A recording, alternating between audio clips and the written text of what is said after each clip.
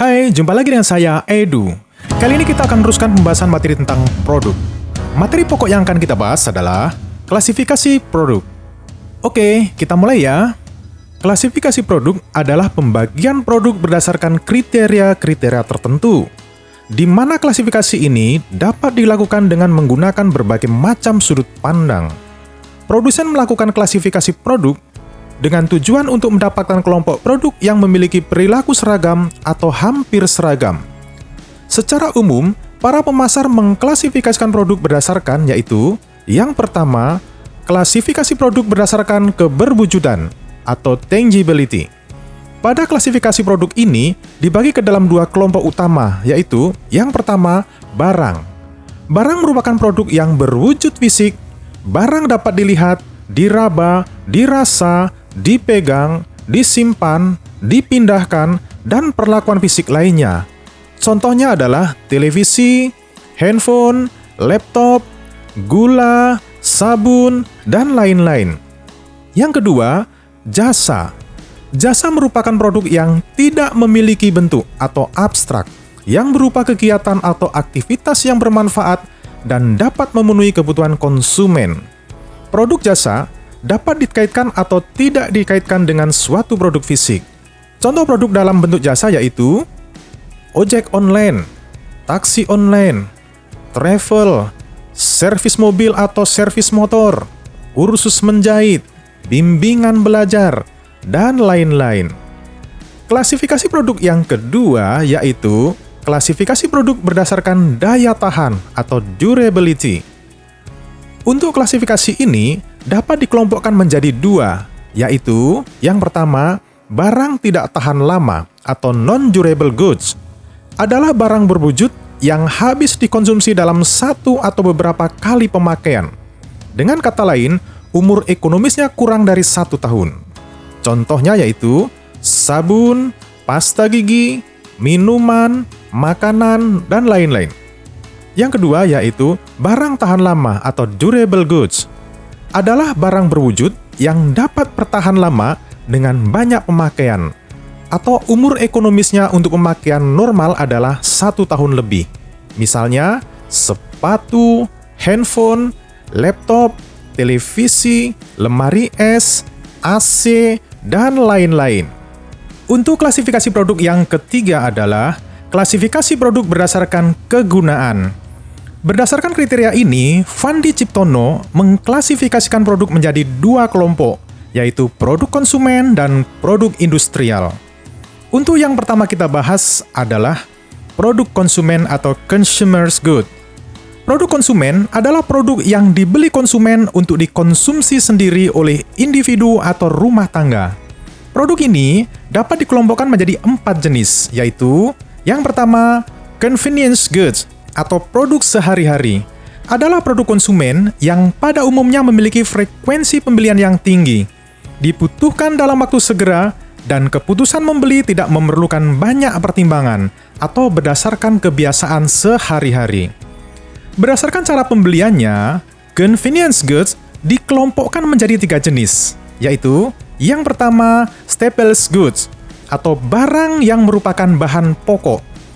Adalah produk atau barang yang secara rutin dibeli tanpa banyak pertimbangan, yang umumnya merupakan barang kebutuhan sehari-hari. Contohnya, obat, bahan makanan, sabun mandi, pasta gigi, sampo, dan lain-lain. Yang kedua, impulse good adalah produk yang dibeli tanpa perencanaan terlebih dahulu atau tanpa usaha untuk mencarinya. Biasanya impulse goods selalu tersedia dan ditawarkan di banyak tempat yang tersebar, seperti makanan ringan di rak antrian kasir, sehingga konsumen tidak perlu mencarinya. Contohnya, permen, coklat, tablet vitamin C, dan lain-lain.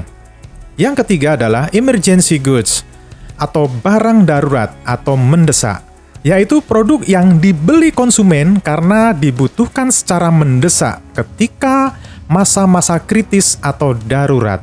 Contohnya yaitu jas hujan dan payung di saat musim hujan. Untuk kelompok produk konsumen yang kedua adalah shopping goods. adalah produk konsumen yang pembeliannya dipilih dan dibandingkan di antara berbagai alternatif yang tersedia. Kriteria pembanding tersebut dapat berupa harga, kualitas, ataupun model. Produk shopping terdiri dari dua jenis, yaitu yang pertama, homogeneous shopping goods, adalah barang yang dianggap serupa dalam hal kualitas, namun harga di setiap toko berbeda, sehingga konsumen mencari harga yang termurah. Contohnya, televisi, mesin cuci, tape recorder, dan lain-lain. Yang kedua, heterogeneous shopping goods, yaitu produk-produk yang karakteristik dan ciri-cirinya dianggap lebih penting dan berpengaruh dibandingkan harganya. Contohnya, pakaian, perlengkapan rumah tangga, mebel, komponen-komponen komputer, dan lain-lain. Kelompok produk konsumen yang ketiga adalah specialty goods atau produk spesial, yaitu produk konsumen yang memiliki karakteristik dan identifikasi merek yang unik. Umumnya jenis barang mewah dan eksklusif dengan merek dan model yang spesifik, dengan harga yang mahal, dan hanya bisa dimiliki segelintir orang saja. Namun, dicari seberapapun harganya. Misalnya, mobil mewah, pakaian yang dirancang oleh desainer terkenal, produk jam merek terkenal, dan lain-lain. Kelompok produk konsumen yang keempat adalah unsought goods, atau produk yang tidak dicari, yaitu produk yang keberadaannya tidak diketahui oleh konsumen. Konsumen belum tentu tertarik untuk membelinya. Unsought goods ada dua jenis, yaitu yang pertama, regularly unsought product, yaitu produk yang sebenarnya sudah ada dan telah diketahui oleh konsumen, tetapi tidak dipikirkan oleh konsumen untuk membelinya karena belum membutuhkannya. Contohnya, peti mati, batu nisan, tanah kuburan, dan lain-lain. Yang kedua, new unsought product, yaitu produk yang memang benar-benar baru dan sama sekali belum pernah diketahui oleh konsumen. Jenis produk ini biasanya merupakan hasil inovasi serta pengembangan produk baru, sehingga belum banyak diketahui oleh konsumen. Contohnya adalah komputer atau telepon seluler pada saat pertama kali dirilis atau diluncurkan. Pengelompokan produk konsumen tersebut didasari atas kebiasaan konsumen berbelanja barang yang tercermin dalam 3 aspek. Yang pertama, aspek usaha yang dilakukan konsumen untuk sampai pada sebuah keputusan pembelian. Yang kedua, aspek atribut-atribut yang dipakai konsumen dalam pembelian. Sedangkan yang ketiga, tercermin dalam aspek frekuensi pembelian itu sendiri. Klasifikasi produk berdasarkan kegunaan yang kedua yaitu produk industri atau industrial good adalah produk yang dibeli untuk pemrosesan lebih lanjut atau penggunaan yang terkait bisnis. Jadi, perbedaan antara produk konsumen dengan produk industri didasarkan pada tujuan dibelinya produk. Produk industri diklasifikasikan dalam 5 kategori, yaitu yang pertama, bahan mentah. Adalah barang yang akan menjadi bagian dari suatu produk, berupa sumber daya alam, seperti tambang, hasil hutan, hasil pertanian, hasil perkebunan, dan lain-lain.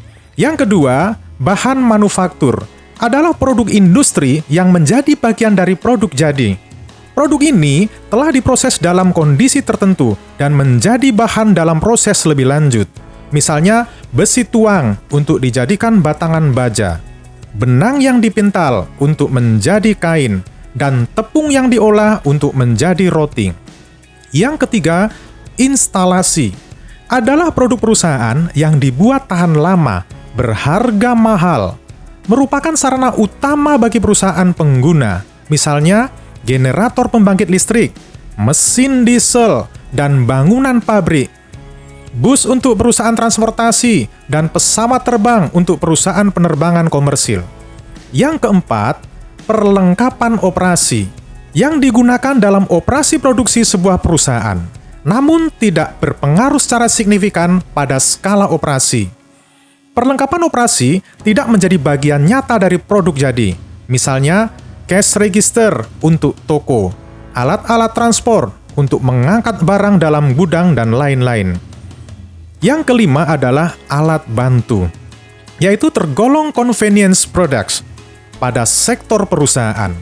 Alat bantu berumur pendek, berupa produk berharga murah, dan dapat diperoleh dengan mudah. Barang ini digunakan dalam operasi perusahaan, tetapi tidak menjadi bagian dari produk jadi, seperti minyak pelumas, pensil, dan alat tulis buat kantor, sabun, dan alat pembersih untuk industri. Tujuan utama dalam melakukan klasifikasi produk adalah untuk memudahkan pengelolaannya di kemudian hari, baik bagi produsen atau penjual. Pengklasifikasian produk akan memudahkan dalam berbagai macam hal, seperti penataan untuk menarik calon pembeli, penyimpanan di gudang, pengambilan dari gudang atau tempat produk yang ditampilkan atau dipajang, pengawasan, dan pemeliharaan.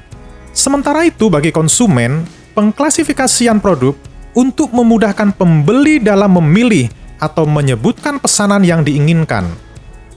Dalam penyusunan pengelompokan produk, yang paling utama untuk diperhatikan adalah yang pertama, jenis produk. Yang kedua, merek produk atau pabrik. Yang ketiga, spesifikasi produk. Sedangkan yang keempat, kualitas produk. Yang kelima adalah warna produk. Oke, sampai di sini dulu pembahasan materi kita. Untuk kelanjutan dari materi produk barang dan jasa, akan kita bahas pada video selanjutnya. Sampai jumpa!